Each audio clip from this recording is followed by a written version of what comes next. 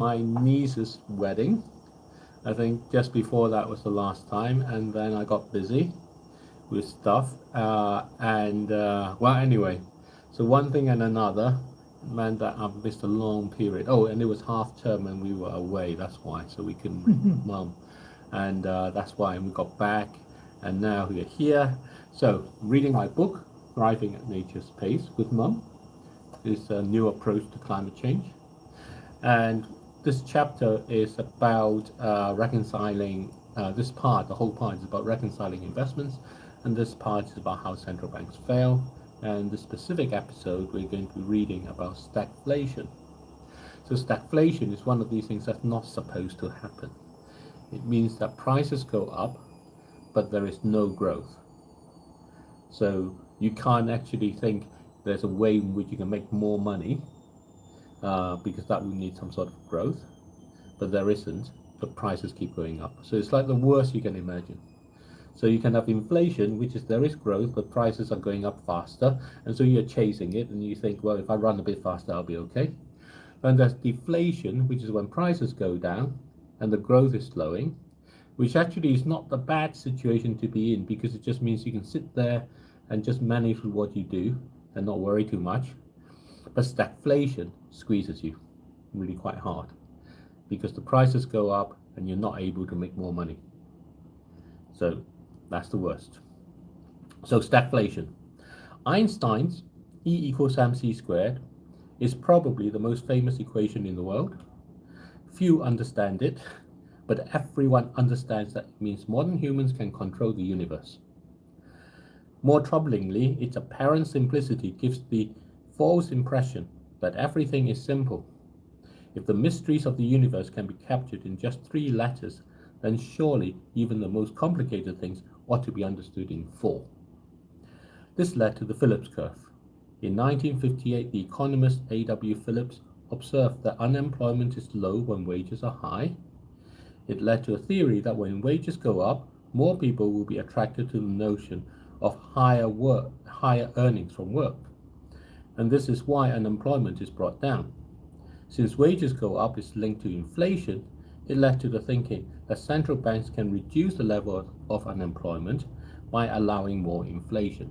In other words, prices go up, you have to go to work. That is, by allowing more money to be available. So prices go up, you need to go to work, more people get employed. This became the crux of central banking. It's a simple relation to capture how economics should work. Politicians love it because it means that giving handouts is a good way to create jobs. Handouts get them elected, and now there's an equation that supports their policy pitches. So it prompts governments to spend. It's also part of the reason why central banks target 2% inflation instead of 0% inflation. It is to keep everybody employed and happy. However, this picture does not consider the physical resources at all.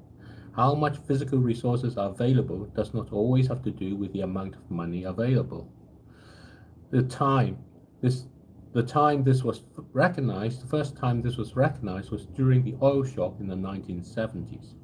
During this period, the Organization of Petroleum Exporting Countries, OPEC, the cartel of mostly Middle Eastern oil exporting countries, set a limit to how much oil they would sell. The price of oil increased, and no matter how much people were willing to pay, the limit meant there was no more oil to be bought. Inflation went extremely high and broke the Phillips curve relationship.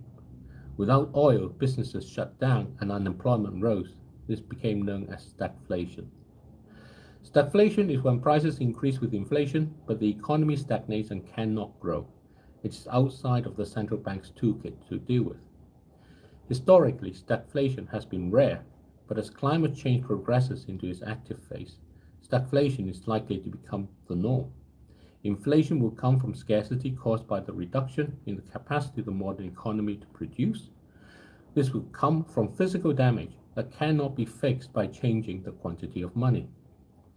For example, during the summer of 2024, many sections of the Amazon River and its tributaries dried up. Climate change and deforestation contributed to this by changing the pattern of rainfall. Without water, the economy had no capacity for activities. Food items became scarce, traded goods could not be transported. The Brazilian government declared a state of emergency in 17 towns due to the drought. Without water, the cost of living went up. This inflation brought no employment and only misery. A similar thing happened with the Panama Canal in 2023. The price for transit through the canal shot up from around $100,000 a trip to over $3 million a trip.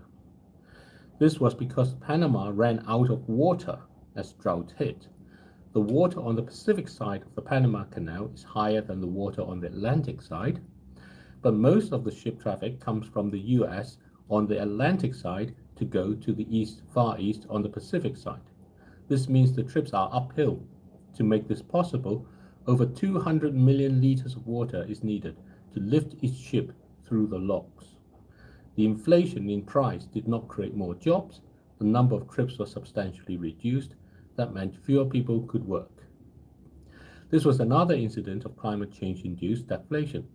The price rise has since brought about the threat of a US takeover of the canal and possibly even a military takeover of the canal.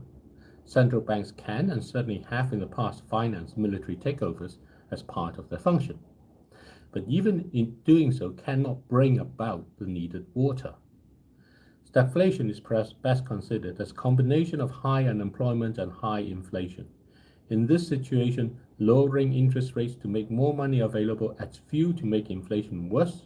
However, rising interest rates to push down inflation makes borrowing money more costly and keeps businesses from hiring.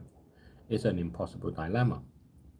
This combination of high unemployment and high inflation is likely what the world will see as climate change progresses.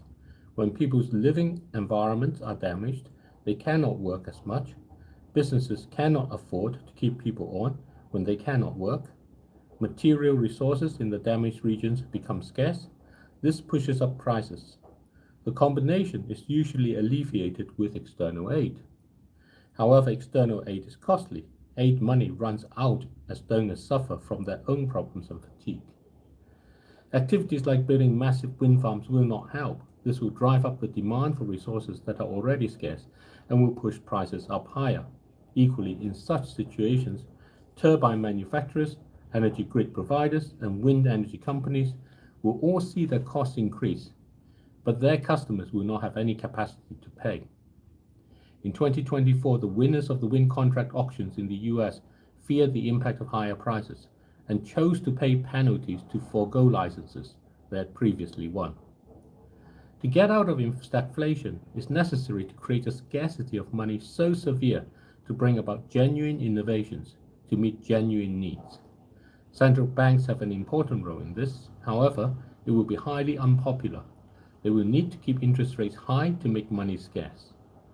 During the 1970s, following the stagflation caused by the oil shock, the then chairman of the Federal Reserve Bank of America, the US Central Bank, Paul Volcker, raised interest rates to over 20% and maintained high interest rates for a period of years. This finally curbed the inflation, but it kept the US economy in a multi-year recession. This is painful for governments to accept.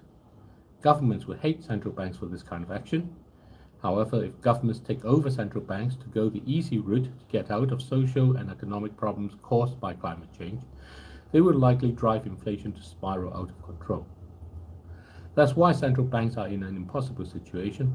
If they give in to the stagflation and lower interest rates, they will fail their mandates. If they do the right thing and keep interest rates high, governments and the public will consider them to have failed. So there you go. Either way, they lose. But that's kind of what we're seeing because prices are going up and people don't see it. And it's going up because it's harder to create all the things that we want, need. And we want the money to be cheaper so we can borrow more easily and then just keep borrowing, thinking that will be okay. So we are heading for a bit of a storm. Well, because of the climate change. No, because climate change is squeezing it. So people don't see just how, farmers see it because it's much harder for them to plant. They can't tell when the weather is. It used to be that you could be sure, you plant in March for this or whatever. Now it's either too cold or too hot or too wet. and then the prices of everything you need plant goes up, and then everything goes along with that. Um, so all of that is kind of climate change, and the most difficult part is water, and the difficult part about it is that it's either too much or not enough, but never the right amount. Yeah. Uh, So there's no way to balance it. so you have to be more frugal about what you need because you're not going to quite have it. So if you're used to that, then you will find a way not to balance it, but to find your way for yourself to be comfortable. You have to be well prepared. You have to be well prepared, mentally well prepared, Yeah. and that's really what it needs most. And for that, you also need friends, good That friends. is difficult. Yes. So that's what thriving at nature's pace. Uh, New approach to climate change. So I'm Dr. David Coe, my mom Eleanor. We're going to carry on reading this. We are probably a fifth of the way to go. So thank you very much for everybody who stayed. Bye bye. Love you Bye-bye. all. Yeah. God bless. It's finished today.